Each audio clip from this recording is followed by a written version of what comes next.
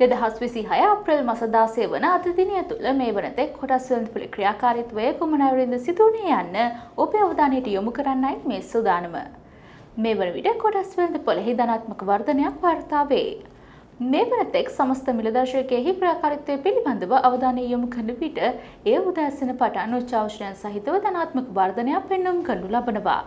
මේ වන විට එය 0.993ක ධනාත්මක වර්ධනයක් වාර්තා කරනු ලබන අතර ඒකක ලෙස ඒකක 206.69ක ඉහළ යාමකි. මේ වන විට එය 0.993ක ධනාත්මක වර්ධනයක් වාර්තා කරනු ලබන අතර ඒකක ලෙස ඒකක 206.69ක ඉහළ යාමකි.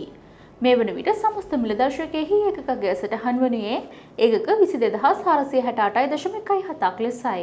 එමෙන්ම තෝරාගත් සමාගම් නියෝජනය කරන S&P SL20 මිලදර්ශකයෙහි ක්‍රියාකාරීත්වය පිළිබඳව අවධානය යොමු කරන විට එය උදෑසන පටන් උච්චාවචනයන් සහිත ධනාත්මක වර්ධනයක් පෙන්වුම් කරනු ලබනවා. මේ වන විට එය 0.5%ක ධනාත්මක වර්ධනයක් වාර්තා කරනු ලබන අතර ඒකක ලෙස ඒකක 31.08ක ඉහළ යාමකි. මේ වන විට S&P SL20 මිලදර්ශකයෙහි ඒකකගේ සටහන් වනුයේ ඒකක 6206.07ක් ලෙසයි.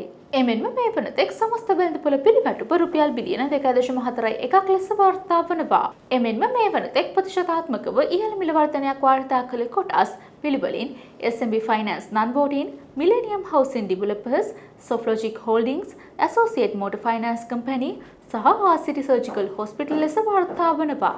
එමෙන්ම මේ වනතෙක් ප්‍රතිශතාත්මකව වැඩිම මිල පහළ යාමක් වාර්තා කළ කොටස් පිළිවෙලින් Serendip Land, Ceylon Beverage Holdings, Renuka Holdings Non-Voting, Chris World සහ Royal Palms Beach Hotels ලෙස වාර්තා වනවා.